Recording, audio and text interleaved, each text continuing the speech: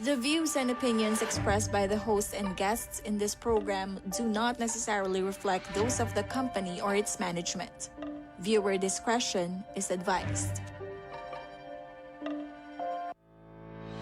Dahil mahalaga ang iyong boto, kaantabay mo ang RW 95.1 FM, CLTV 36 at Commission on Elections sa pagkilala sa mga nagnanais magsilbi sa ating bayan. Abangan at tutukan ang paglalahad. Lunes, Martes, Huwebes at Biyernes, alas 4 hanggang alas 5 ng hapon. Mapapakinggan sa RW 95.1 FM at sa bayang mapapanood live sa CLTV 36. Masusubaybayan din sa Facebook page ng Sunstar Pampanga, CLTV 36 at RW 95.1 FM. Ang paglalahad 2025.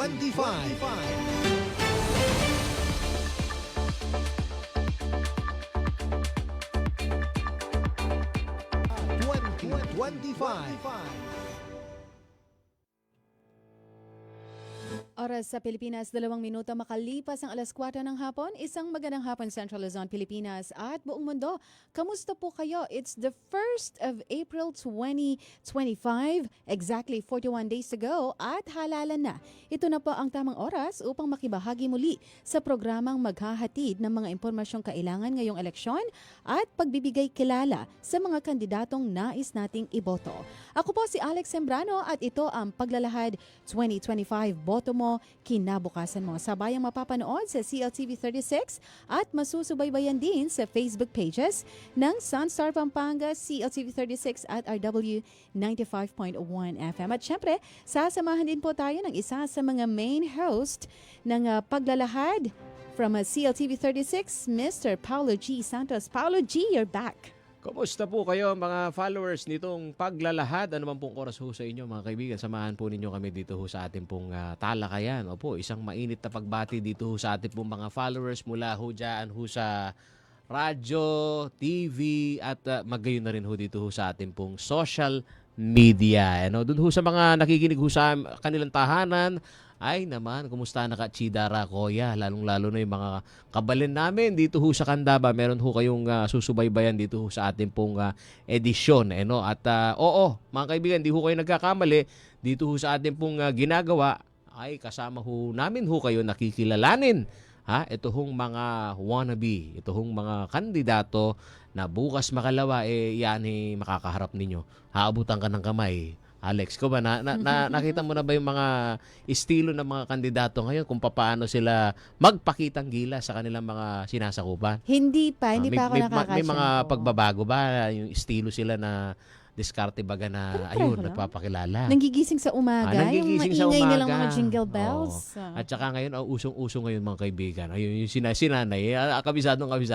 Ay, yung mga kandidato ngayon ay high-tech na rin, nagdadala ho sila ng mga portable na speaker. Kaya kahit saan ho sila magtungo, kasulok-sulukan ng sityo, yaan ay DJ Alex, kanilang ayun, bit-bit ang kanilang campaign jingle. Abang na balen. Karata pong kaya kaming talatuki. Opo, hanggang kami pong alas 5 na po ning gat panapon. Kaya ni pong RW 95.1. Simulcast po keng CLTV 36. Hanggang muna po keng Sunstar Pampanga. DJ Alex. Yes, at kung kayo naman po ay may mga katanungan o concerns patungkol sa eleksyon, palagi pong bukas ang aming communication lines para sa inyo. Pwede po kayo mag-comment sa ating Facebook Live o mag-text sa 0919-264-4439. Samantala, bago natin ipakilala ang ating panauhin ngayong hapon, narito muna ang mga balita sa oras na ito. Ang Paglalahad sa RW 95.1 FM. Pagiging non-partisan pagsunod sa Anti-Red Tape Act, paalala ng BFAR 3 sa mga empleyado.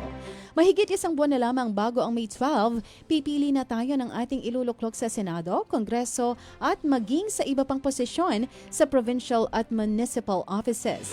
Kabilaan na rin ang pangangampanya ng mga kandidato at bawat isa sa mga botante ay mayroong personal bets. Kaugnay nito, nagpaalala ang Civil Service Commission o CSC sa government employees na manatiling non-partisan ngayong halalan. Sa ilalim ng Joint COMELEC CSC Advisory on Electioneering and Partisan Political Activities, mahigpit na ipinagbabawal ang pakikibahagi ng government employees sa mga sumusunod: pagbuo ng grupo, asosasyon o komite para mangampanya, pagdaraos ng political rallies, caucuses, meetings at parada, paglalabas ng pahayag, anunsyo o anumang komento na sumusuporta o kumakalaban sa isang kandidato, pagdidistribute o pagdisplay ng mga campaign materials, paggamit ng government resources kagaya ng oras, tauhan, pasilidad at kagamitan para sa politika, pagbibigay ng pinansyal o material na tulong sa kandidato, pagsusuot ng campaign-related shirts, pins, caps o accessories maliban na lamang kung pinahihintulutan ng COMELEC, at pagsisilbing watcher ng isang political party o kandidato sa eleksyon.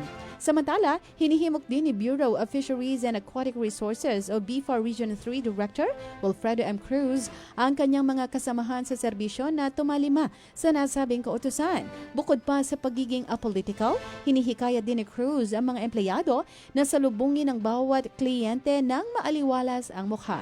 Sa kabuuan, mayroong 300 empleyado ang BFAR Region 3 na nalalapitan ng mga mamamayan mula sa sektor ng pangisdaan.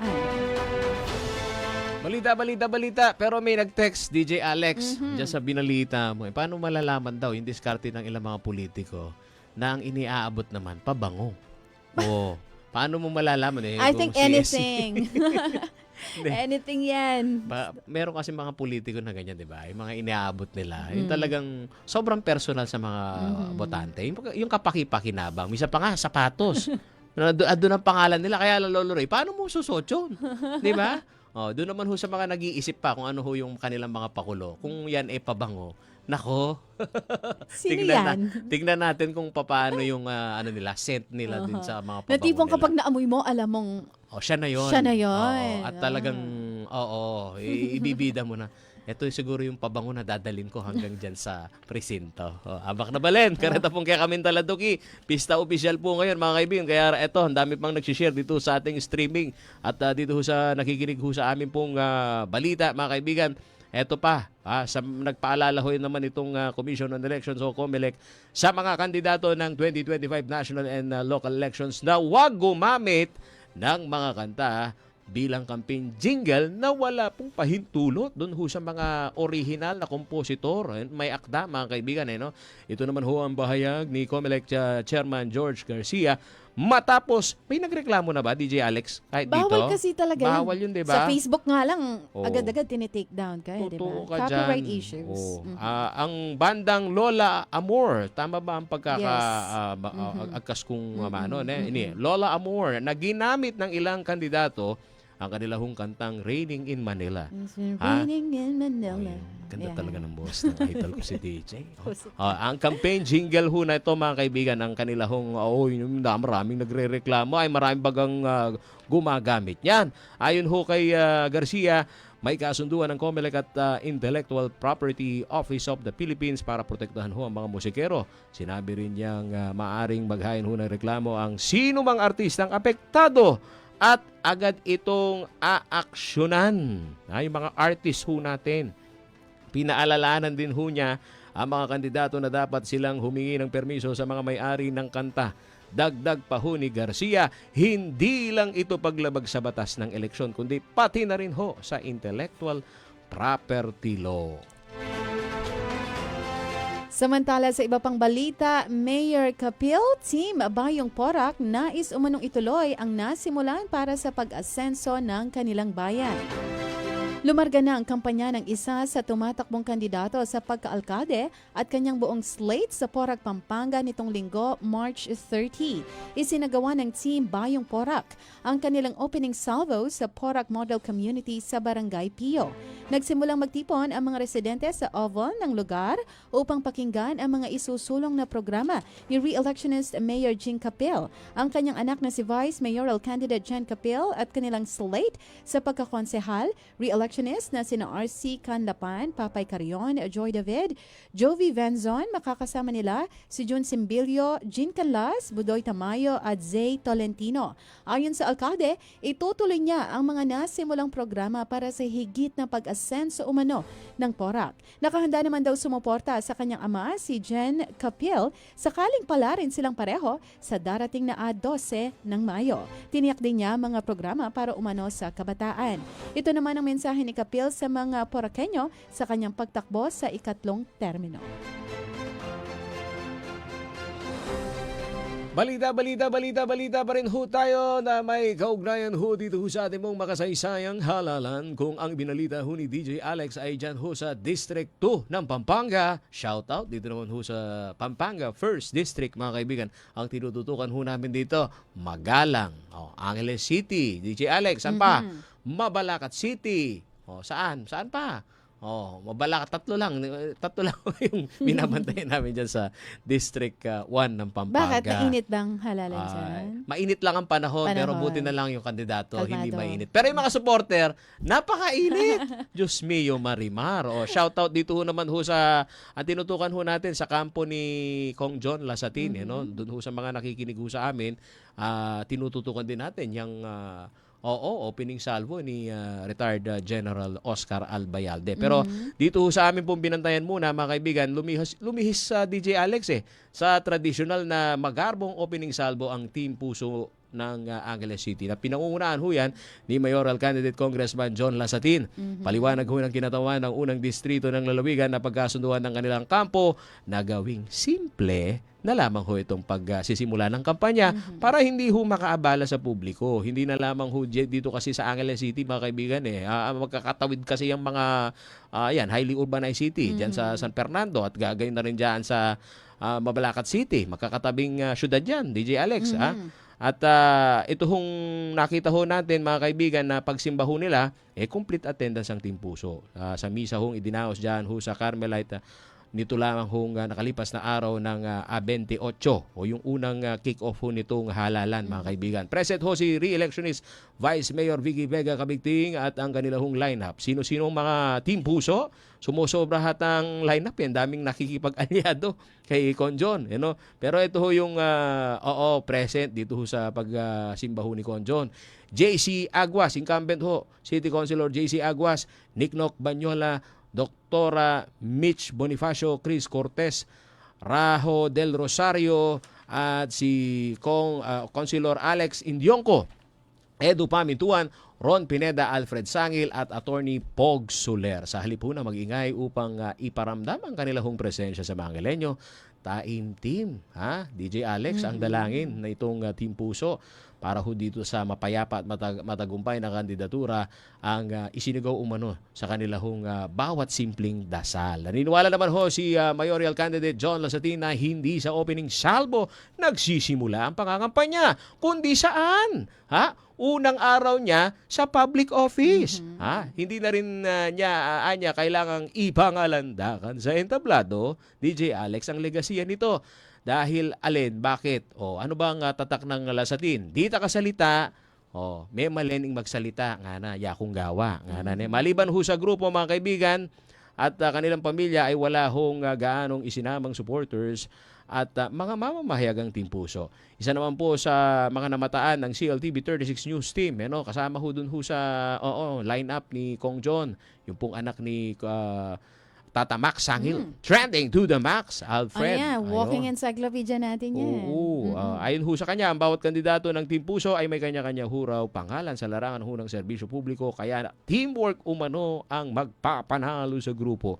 Ikinumpara rin ho ni Tata Max ang laban ng Angeles City sa basketball, kung saan llamado agad-agad, Tata Max, na ano yan? Lamado agad ang Lasatin. Inaasahan naman daw na sa susunod ho na mga araw ay ikutin ho nitong Team Puso ang mga barangay dito ho sa Angeles City para sa paglalatag ng kanilang mga plataforma. Natatagal ang campaign period, mga kaibigan. Hanggang kailan yan? Hanggang May 10. At deployment ng mga balota at ACMs para sa 2025 elections sisimulan na sa April 4. Nakatakdang simula ng Commission on Elections o COMELEC sa Biyernes, April 4, ang deployment o pagpapadala sa iba't ibang rehiyon sa Pilipinas ng Automated Counting Machines o ACMs at mga opisyal na balota na gagamitin para sa 2025 midterm elections sa May 12. Sa report ng Philippine News Agency, sinabi ni COMELEC Chairperson George Erwin Garcia na target nilang maipadala ang mahigit 110,000 na makina at balota sa kani-kanilang lugar bago ang May 5 dahil magsisimula ang final testing and sealing ng mga ito sa May 6. Unang ipadadala ang mga election paraphernalia sa Bangsamoro, Caraga at Batanes dahil sa layo ng mga nasabing lugar.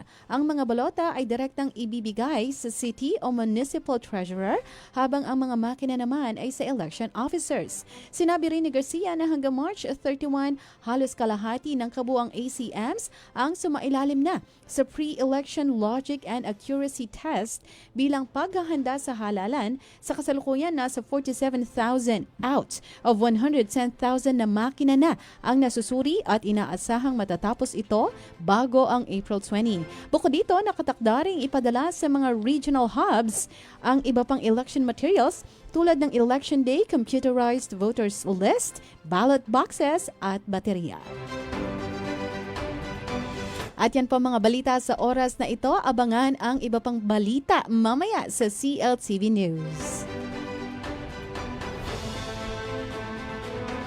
Okay, bago natin ipakilala ang ating bisita, magko-commercial break muna po tayo at magbabalik ang inyong programa, ang Paglalahad 2025 Boto Mo, Kinabukasan Mo. Philippine Standard Time, 18 minutes past 4 o'clock. Ang Paglalahad sa RW 95.1 FM. Magandang araw, Central Luzon. Alam niyo ba ang mga dapat dalhin sa voting precinct sa araw ng botohan? Una, hindi na kailangang magdala ng ballpen dahil mayroon nang ipoprovide ang COMELEC. Ikalawa, huwag magdadala ng kahit anong campaign material sa loob ng voting precinct. Ikatlo, maaaring magdala ng kodigo o listahan ng mga iboboto, ngunit siguraduhin ito ay nakasulat sa malinis na papel. Pang-apat, siguraduhin hindi ka nakapagdala ng sample ballot sa loob ng voting area. At panghuli, huwag kakalimutan ang inyong voter's ID o kahit anong valid ID.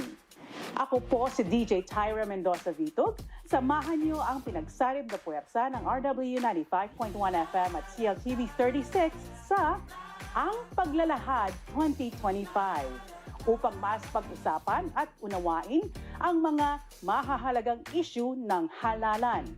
Dahil boto mo, kinabukasan mo. Ang Paglalahad 2025, Lunes, Martes, Huwebes at Biyernes, alas 4 hanggang alas 5 ng hapon. Live sa RW 95.1 FM at CLTV 36.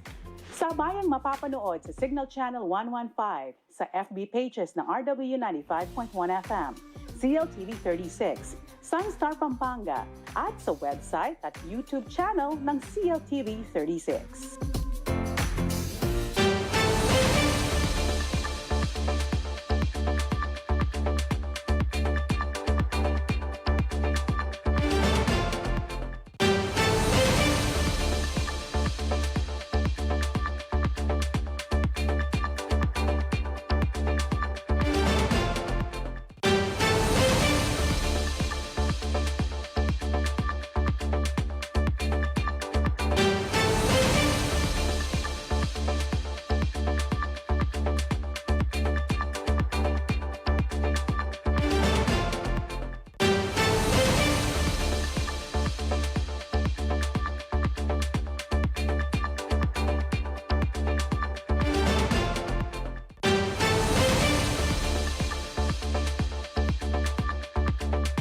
Ang Paglalahad 2025. Philippine Standard Time, 20 minutes after 4 o'clock. Kayo nakatutok pa rin sa inyong programa, ang Paglalahad 2025 Boto Mo, Kinabukasan Mo. Ako po si Alex Zambrano at kasama pa rin dito sa studio, Paolo G. Santos ng CLTV 36.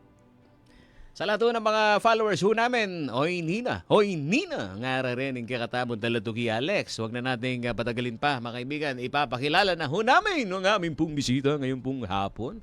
Isang pagtaguyod ng karapatan ng mga persons with disabilities, PWDs, sa Candaba. Yay! At ang kanini Reneng followers na. Hindi lamang ho siya isang masigasig na tagapaglingkod, kundi isa rin hong inspirasyon ho sa marami, mga kaibigan. Kung bakit? Sa kanya ho natatanging personalidad, opo. At may signature ho itong sigaw na yes, yes, yo! Yes, yes, yo! DJ Alex. Nanonood ka nun? Dati teleserye yon. Sitcom yun sa isang Ay, malaking hindi ko na inabot, channel. Pao. Hindi mo hindi nakalimutan ko na mo. Yan na nga inabot. ba sinasabi ko eh. Magkakabukuan tayo ng mga pinanonood nung araw. Siya ho ay kinilala, mga kaibigan, bilang simbolo ho ng sigla. Naman. O, tignan natin kung gaano kasigla ho ngayong hapon na to. Positibong pananaw sa buhay at malasakit sa kanyang kapwa. Siya po ay walang iba kundi si Macri. Yes, yes, yo! De La Peña, David! Maya Paldo po kaya kayo. Dakal po salamat at miratang ko po kaya kaming programa. Yes, yes, show po. Magandang hapon po. Lalong-lalo na po sa mga kabalen ko po sa Candaba. Kumusta po kayo lahat dyan? At syempre maraming salamat po sa CLTV 36 at RW 95.1. At syempre kay DJ Paolo G and DJ Mr. Suabe, walang bigote. DJ Mr. Suave at ay DJ Alex. Yeah. Maraming salamat po at magandang hapon po. Okay, si Sir Macri, ito na po ba yung complete name ninyo? Opo, Macri? Macri. Medyo Macri. tinipid kayo sa pangalan, ano? Hindi, parang ano po yan, meron din po tayong parang meron din Pinagsama. interest. Hindi po, Okay. parang ano po yun. Yung mother ko po kasi, nilagay po yan, parang sa calendar. Halimbawa po ako, pinanganak na December 20, na meron pong saint na Oh. nakapakano doon, yung nakalagay po doon is Saint Macario. I So see. dati, syempre, medyo pangit po yung Macario. Pinasosyal po ng mother ko. Macri. Inalis yung O, naging Macri. Yes. Social pala nanay mo. Yes, yes. Shoutout yeah. kay nanay. Ano pangalan? Actually po, patay na po siya last 2 years ago.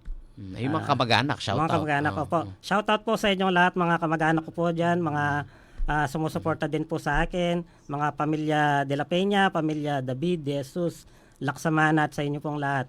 Sa mga kamag-anak ko po, shoutout po sa inyong lahat. Yes, yes, show po. Nandito na po ako. Yes, yes, show. Hindi ka nagkamali ng pupuntahan na channel. Bakit ka mo? Napakalakas namin dyan sa Candaba. Opo. Di ba sa Candaba merong Katagalugan region, DJ Opo. Alex, at may Kapampangan region.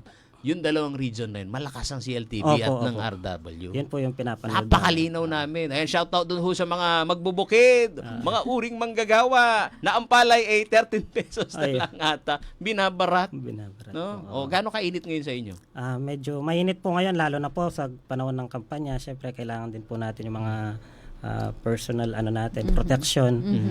Pero, siyempre, kakayanin natin yan. Yes. Para sa mga PWDs at para sa mga minamahal nating Candabeño. Isigit ko na kasi binibida namin binanggit namin dito na tinataguyod ninyo yung karapatan ng mga persons with disabilities. Opo. Ano bang kasalukuyang kalagayan mo? Ngayon po, ako po, nag-resign na po ako last October 1 dahil nga pinasukan ko na po yung larangan ng politika. Ngayon po, lagi ko pong sinasabi na ako po dapat yung maging inspirasyon nila. At sabi ko nga lagi pag nag-speech ako na hindi po lang ang aking kapansanan para sila po ipaglingkuran. Inborn po yun sa inyo?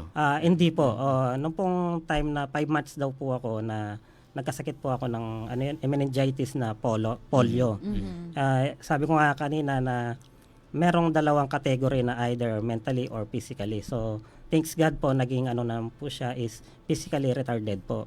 So, at least nakapag-aral po ako, nagawan ko po ang dapat kong gawin, at ito po yung pinakamalaking challenge na pinasukan ko po yung politika para magpaglaban natin ang mga katulad kong PWDs. Okay, Sir Macri, first time po ninyong pumasok sa politics, is that correct? Opo, first time po. Okay, kilalanin muna po natin ang ating bisita.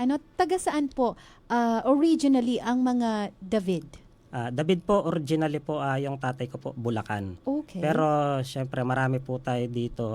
Candaba na po ako pinanganak. And your mother? Yung mother ko po sa Candaba na rin po, Barangay San Agustin. Okay. And ikwento niyo po sa amin, ano po yung karanasan ninyo nung kabataan ninyo? Paano kayo pinalaki ng mga magulang ninyo? Kasi sa Candaba, ever since sa Candaba po kayo. Opo. Kamusta pong kabuhayan ninyo noon? Actually po, yung mother ko po is ano po siya, midwife. Mm. Tapos po yung tatay ko po, nag-abroad po siya. And then, yun nga po, syempre, medyo mahirap po yung buhay. Ako po, na kabataan po noon na bahay, eskwela lang, bahay, eskwela. Yung mother ko, midwife po siya, laging wala din sa bahay, maraming nagpapaanak. Nung time po kasi yung pagpapaanak po is sa bahay pa. O ngayon po, bawal na yata. May bird Bawal na. clinic na ngayon. Oo, bawal na. Tapos po yung tatay ko, naka-abroad po siya. So, apat po kami magkakapatid, lalaki po lahat. Tapos yung tatay ko nga po, naka-abroad. So, syempre, sa hirap po ng buhay, nagsumikap po kami ng apat na mag-aral. Sa awa ng Panginoon po, lahat po kami ay titulado na at nakapagtapos po ng pag-aaral. Ano po yung kursong natapos ninyo? Yung first course ko po is Bachelor of Science in Commerce, major in Computer Science Okay. sa University of the Assumption. And then, nung nakapasok po ako sa munisipyo, sa DSWD, MSWD, na yung boss ko po na in-encourage ako na ba't hindi ka papasok or mag-enroll ng second course na yun nga po yung Bachelor of Science in Social Works sa Philippine Women's University para at least sabi ko nga hindi po nasayang yung pag-stay ko sa munisipyo. At the same time naging working student po ako at syempre meron din pong tumulong sa akin nagbigay ng scholarship. Pinagsabay ko po yung pag-aaral at pagtatrabaho. So first job po ninyo yung sa munisipyo? First job ko po is yung sa National Statistics Office sa NSO. Gaano po kayo katagal doon? Mga ano lang po yun, yung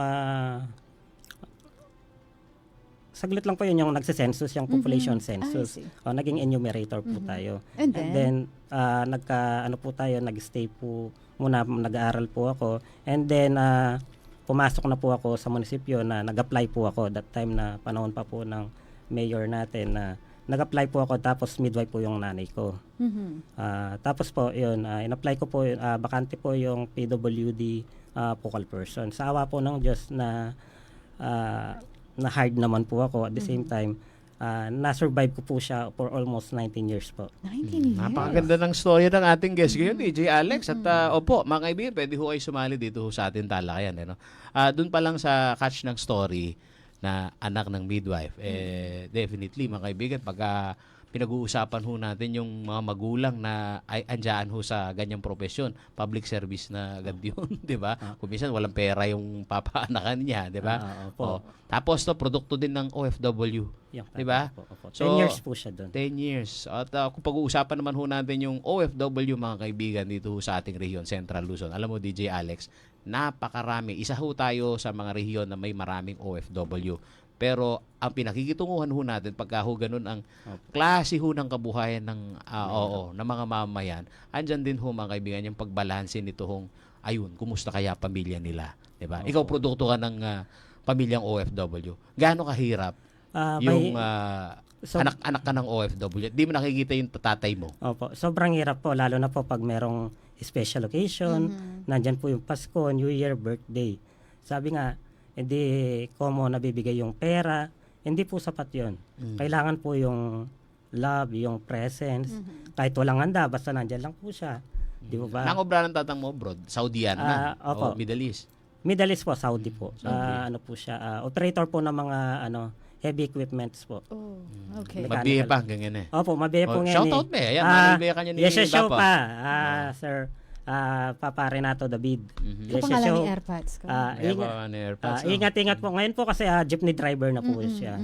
Nako rin yung mamasad Candaba San Fernando po. Aro masigang kami muna mambukin. Shoutout ka rin pong kay Joda. Candaba San Fernando. Candaba San Fernando po. Okay. Sir Macri, na-mention niyo po, nagtrabaho po kayo sa munisipyo for like 19 years, Opo. tama po ba? Ano po yung naging trabaho niyo dito? Naging po ako sa MSWD, PWD focal person po. Okay, what exactly do you do?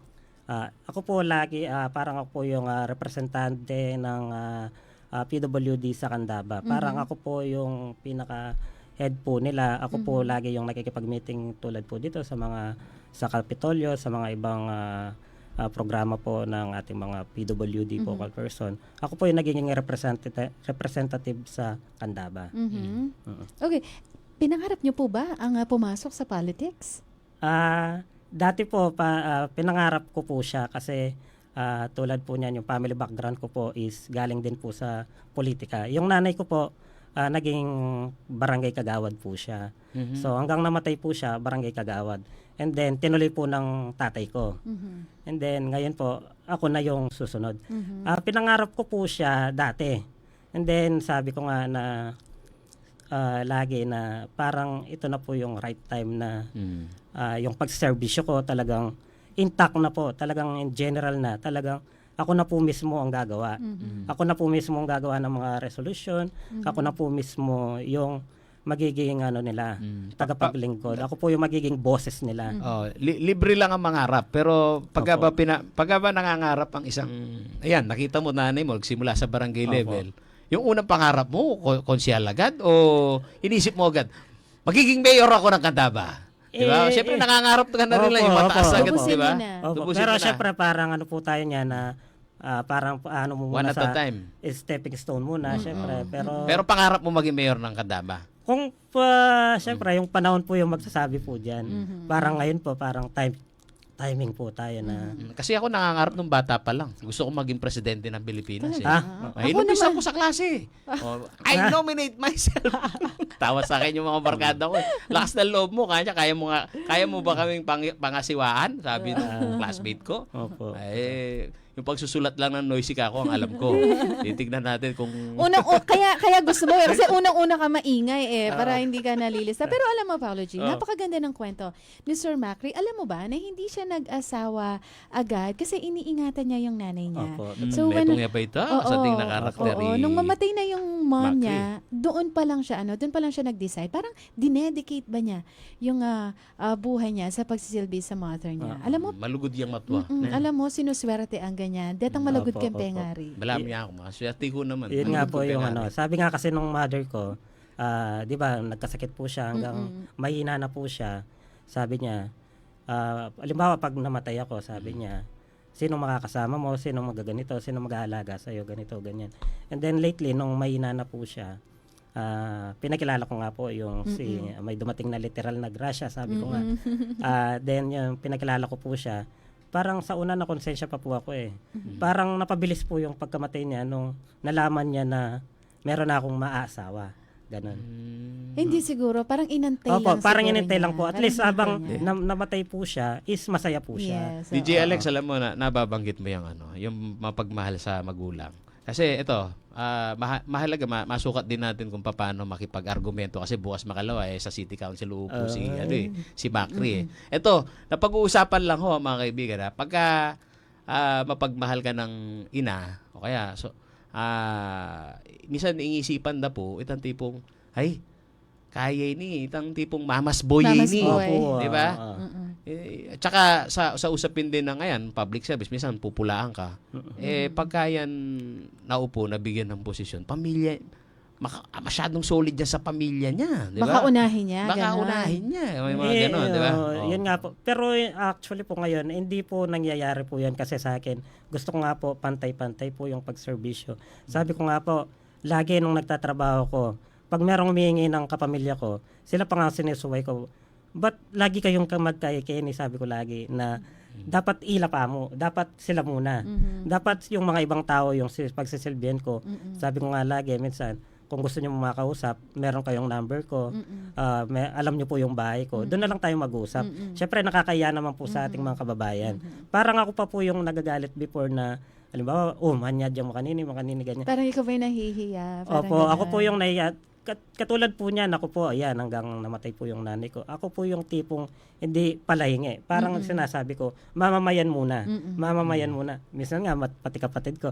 Kaya nga, sinasabi sa akin, bakit pag, nagsiselos po sila actually na sinasabi na, bakit pag galiwang tawa na nakangkagaling, nakangkakaya, nakulang na mo subo me. Subo me, beme. Potang kaya kami yan. kulang Hindi, na mo, kasi- hindi mo kami dinan. So, Ay- yung bibigyan ko sila, personal na Yes. pera. Ayaw kasi natin minsan yung may masasabi sila Opo. sa atin. Ano? Pero, Anyway, ikakat muna kita, Paolo G. Napapasarap ang kwentuhan natin. Opo. Magko-commercial break muna po tayo. Magbabalik ang inyong programa, ang Paglalahad 2025. Boto mo, kinabukasan mo. Philippine Standard Time, 4:36. Yaman Ang kwento. pagdalahan sa RW 95.1 FM. Mahalaga ang bawat boto sa halalan. Pero paano natitiyak na secure at protektado ang ating boto? Halina't ating alamin ang mga security features ng Automated Counting Machine o ACM. Umpisahan natin sa balota. Ballot security. Ang bawat balota ay dinisenyo na may natatanging QR code at security marks para ang balota na tatanggapin ng makina ay iyon lamang para sa presinto na iyon. Access control. Tanging ang itinalagang electoral board ang otorisado at maaaring magpatakbo ng ACM gamit ang kani-kanilang user-specific passwords at smart card security keys.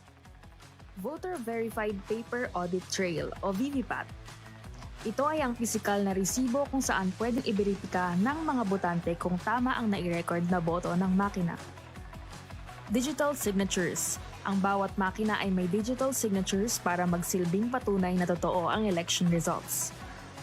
Data encryption. Sinisiguro nito na ang lahat ng tinatransmit o pinapadalang data kasama ang election results ay encrypted para mapigilan ang unauthorized access o tampering. Secure transmission of results. Ang resulta ng halalan ay ipapadala ng sabay-sabay sa 7 data servers sa pamamagitan ng secure at redundant communication channels. System logs and audit trails. Ang ACM ay mayroong detalyadong talaan ng lahat ng aksyon na maaaring suriin upang makita ang mga naging aktibidad ng makina. Nagsagawa din ng local source code review kung saan sinuri ng mga local stakeholders, kabilang na ang mga accredited political parties, IT experts at mga civil society organizations ang source code ng automated election system upang matiyak na ang software ng sistema ay sumusunod sa mga legal, technical at security standards at walang mga kahinaan o malicious code.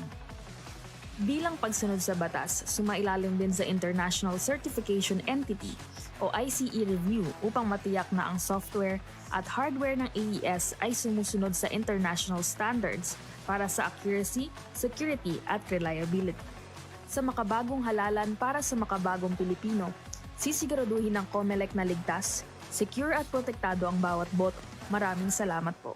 Para sa karagdagang impormasyon, sundan ng mga official social media. Sa RW 95.1 FM.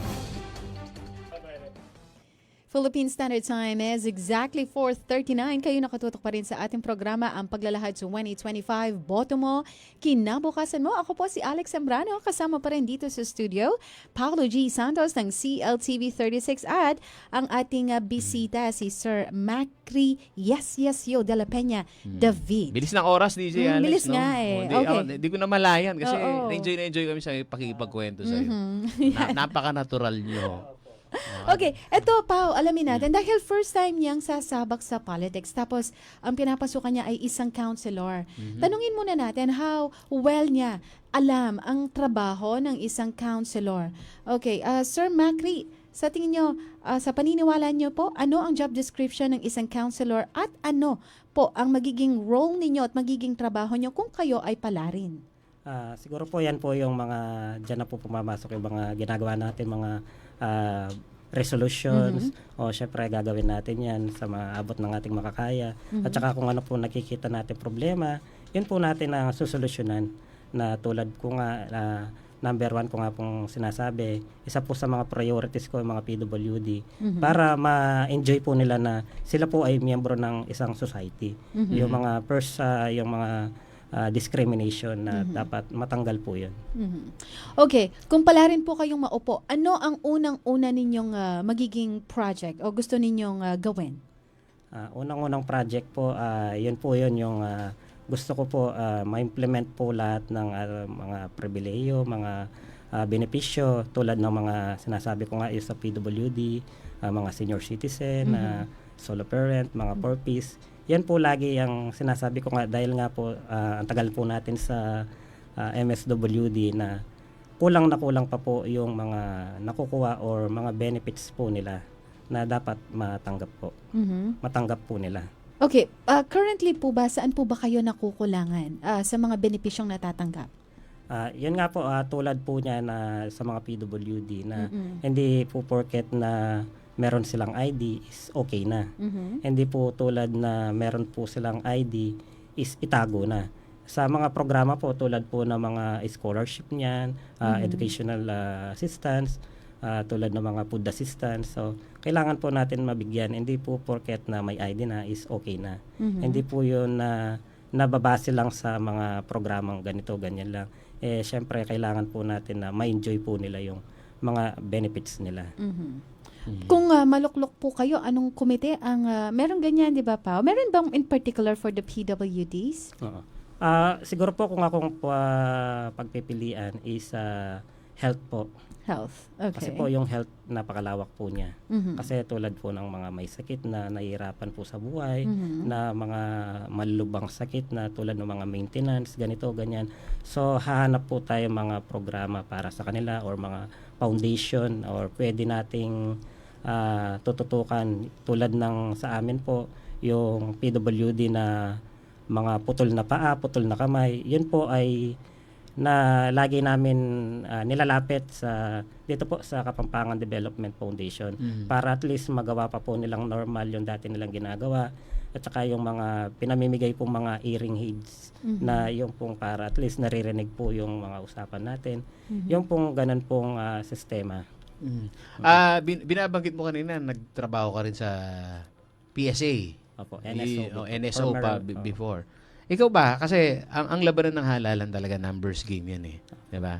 Sa Candaba, may census ka ba na gaano kalaki yung mga kapatid nating PWDs at meron po. ano yung mga mali yan in general sinabi mo nga tutugunan mo yung mga karaingan nila. Baluan nyo kakaluguran, ikaw pumanalbeke kami at makiramdam. Sa totoo lang, sa loob ng pamilya kapag ayan merong ipinanganak na PWD, isang malaking hamon yun sa loob ng pamilya. Sa usapin ng gastos, kung yan ay may gamutin, di ba?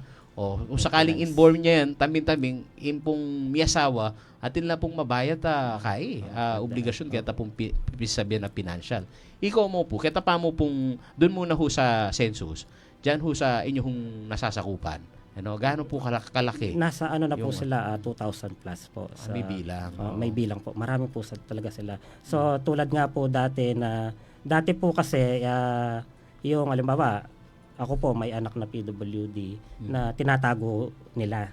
Kasi wala namang or kinahiya nila. So, ngayon po, nagpapasalamat po ako sa gobyerno na binigyan po ng pansin na binigyan ng mga programa na para sila po ay lalabas. Ngayon po, yun nga po, nung nandun na ako na gumawa tayo ng parang survey, nag-census tayo, lumabas po ngayon sila.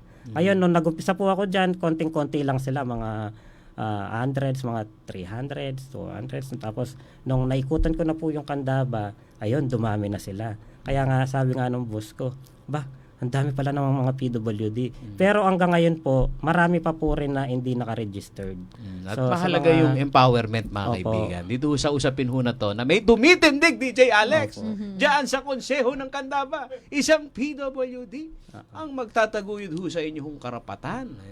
At ako, ito, ang paghanga ko sa iyo personal. Ngayon lang tayo nagkakilala, pero magka-batch pala kayo ng aking partner. Opo. Bata pa kami.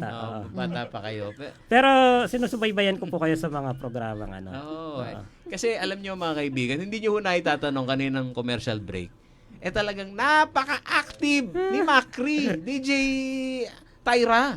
Oo. Kahit nung nandun, makikita mo niya sa corridor, active dyan na, balo ko na yan kanya, neratang estudyante. Alistuya. Opo.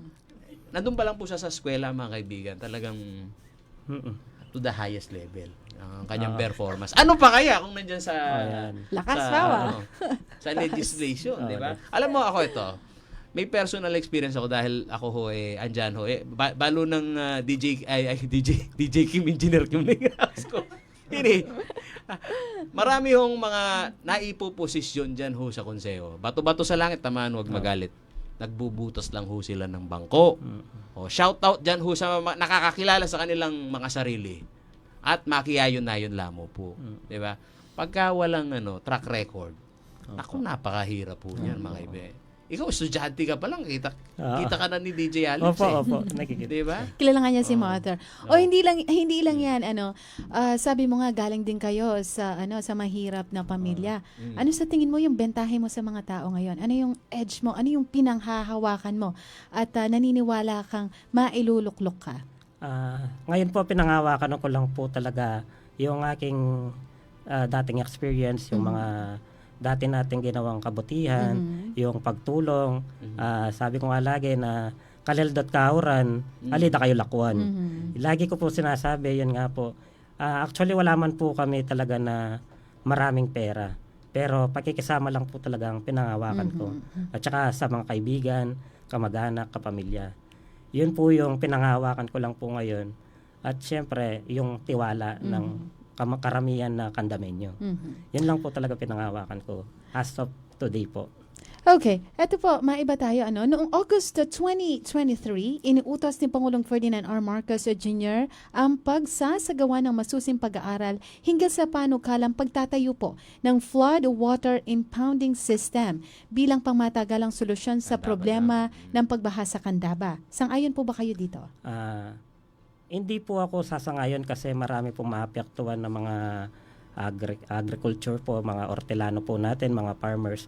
Kasi po ang tanging hanap buhay po ng Candabeño is yung pong farming, yung pagpapalay.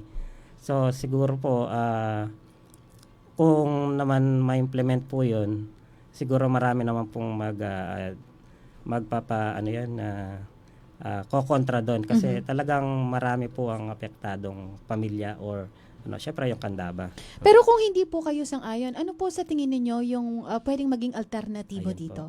Siguro po ayusin na lang po yung mga tinatawag nilang mga flood control or elevate po yung mga daan or kailangan pong solusyonan nyo yung hukayin po yung sapa or ilog para hindi masyadong maano yung flood. Pero usually po kasi yung Candaba, yan po yung catch basin po ng tubig. Kasi sabi nga dati na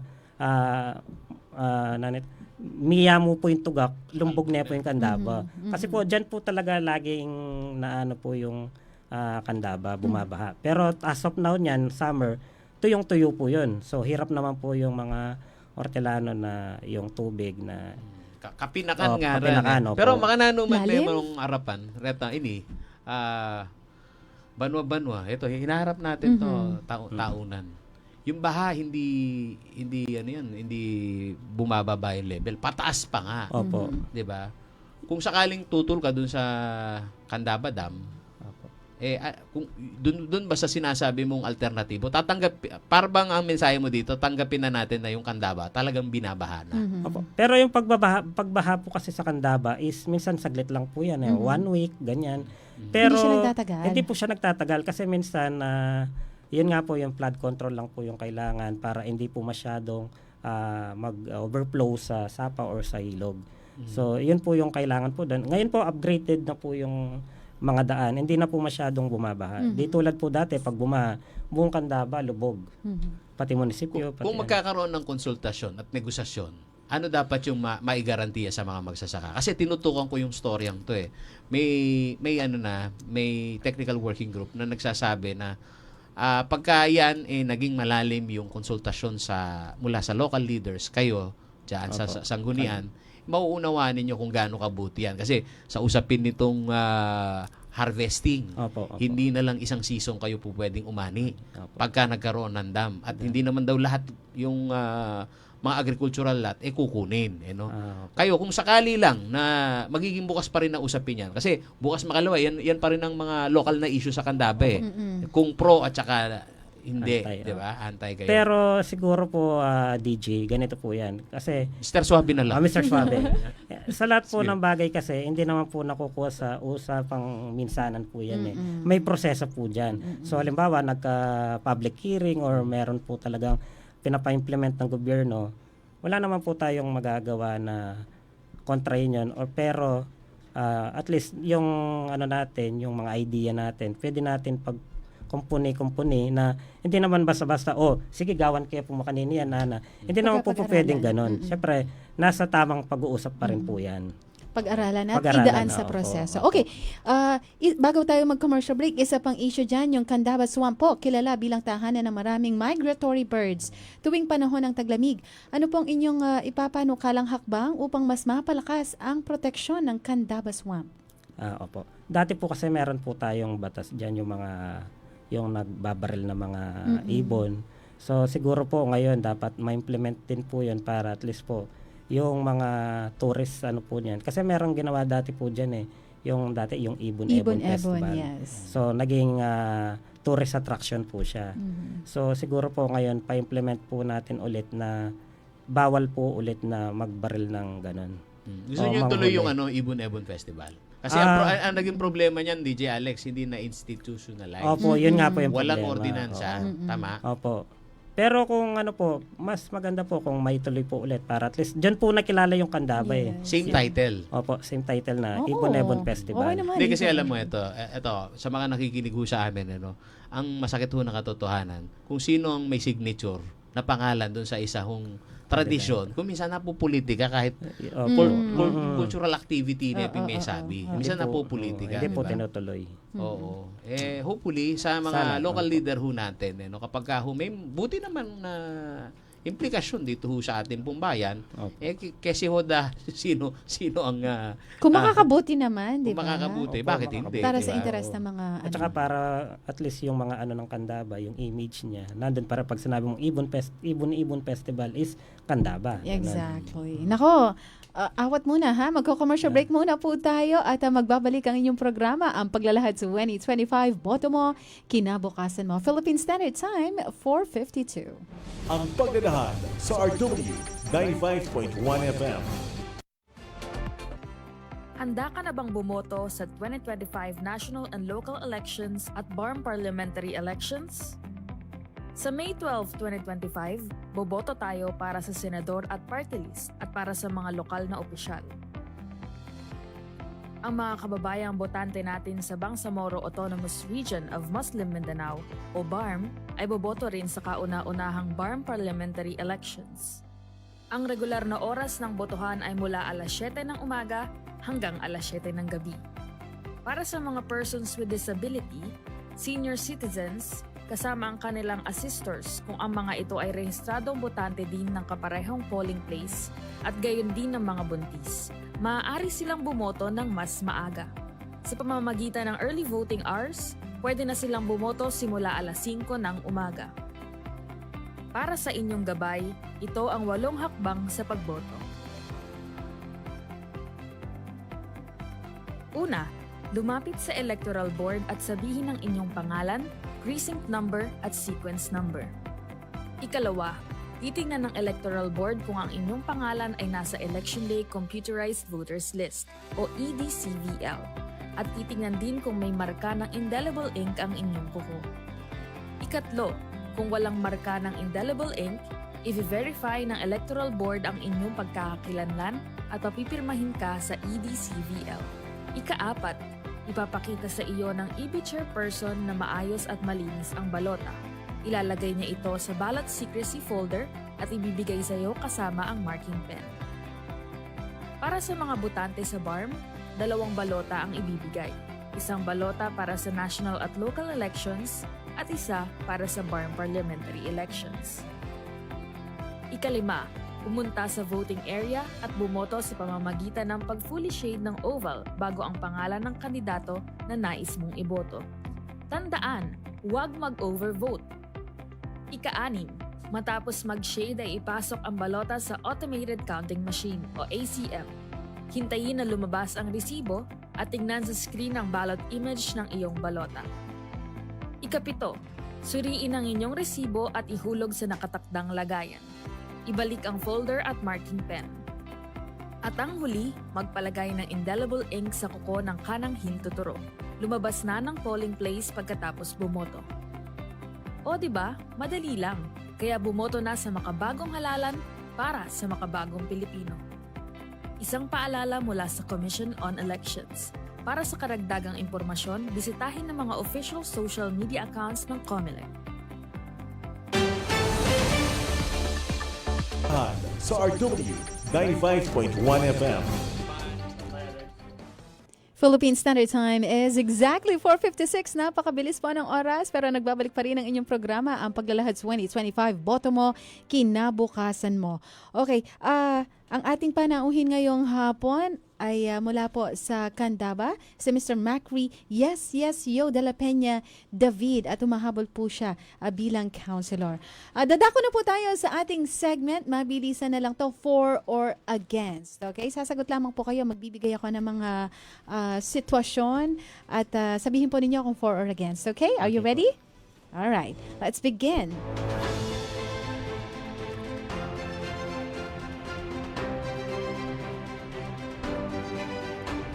Pagtuturo ng sex education sa mga mag-aaral sa secondary level, are you for or against? For. Okay, lakasan na po natin ng konti. Okay? Mandatory drug testing para sa lahat ng government officials, are you for or against? For. Okay. Pag-ban ng mga e-bikes at e-trike sa pangunahing kalsada, for or against? For. Philippines should prioritize national security over economic cooperation in its relationship with China. Are you for or against? For. Okay. Legalization po ng medikal na paggamit ng marijuana. For or against? Against. Pagtanggal ng travel tax. For or against? Against. Pagbabalik ng 10-year basic education curriculum. For or against? For. Okay. Fast talk segment naman tayo. Okay, pili lamang po kayo, bundok o dagat? Dagat. Dagat. Classic OPM o modern OPM? Classic. Netflix o outdoor adventure? Outdoor. City life o probinsya? Probinsya. Isang sikreto na tinatago mo sa magulang mo. Sikreto. Ito writer natin. Nako.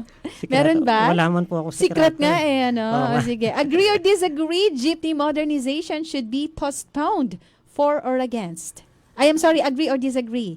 Jeepney modernization should be postponed. Sang-ayon po ba kayo? Hindi po. Okay. And the war on drugs has done more harm than good. Do you agree or disagree? Disagree po. Okay. Strict waste disposal law or flood control? Flood control. Alright. And para sa huling katanungan po, bakit kayo ang dapat na iboto?